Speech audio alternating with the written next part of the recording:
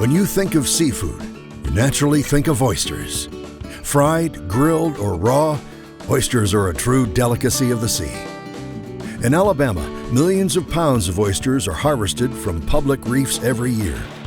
The how, when, and where of that harvest is strictly regulated by the Alabama Department of Conservation and Natural Resources Marine Resources Division.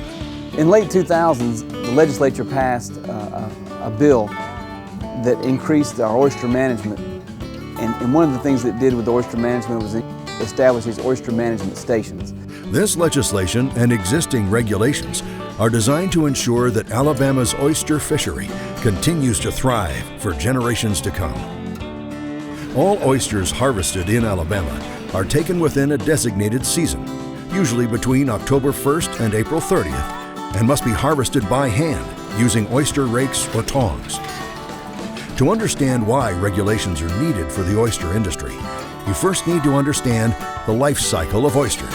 Managing the oyster reef is fairly complex, but it's not that difficult to do it. We place culture material, shell and rocks on the bottom, and then when the oysters spawn, that spat, it needs a hard surface to attach to. So it attaches to that substrate, the shell that we put down. And then when the oyster catcher's harvested, it takes about 2 years for that oyster to go from a spat to a legal size 3-inch oyster. Prior to the opening of oyster season, the Marine Resources Division conducts surveys of oyster reefs to determine the amount of oysters that should be harvested from an individual reef during that season. Well, every year we do our quadrat dive transect, and basically what we do is take a meter square down to the reef, and we collect whatever's in that meter square into a bag, and then we bring that on board and process those samples. We count everything that's in there, including small oysters, large oysters, the spat, the juvenile oysters. We'll count how much culture is down there, and we count how many recently dead oysters, we call those boxes, are on the reef. When the oyster season opens, fishermen are required to leave their identification card at the oyster management station. Upon return, fishermen must purchase sack tags from the management station.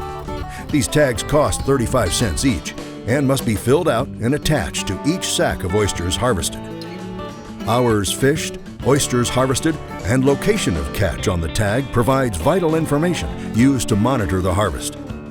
These tags accompany the sack of oysters from the management station to the processor to provide tracking information should a problem arise with the oysters. When oysters harvested from one reef reaches the quota set from the survey before the season, that reef is closed and another reef is opened, eliminating the possibility of overfishing.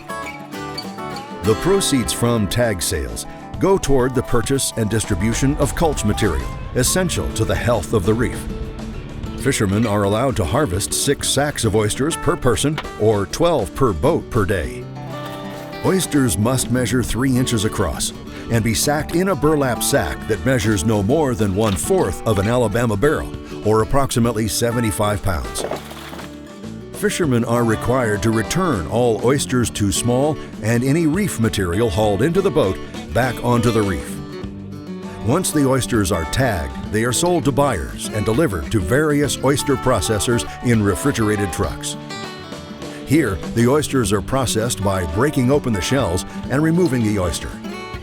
The meat is then washed again in fresh water to remove any shell and impurities. Finally, the processed oysters are weighed and packaged in containers of varying sizes. They are then packed in ice and delivered to markets all over the United States.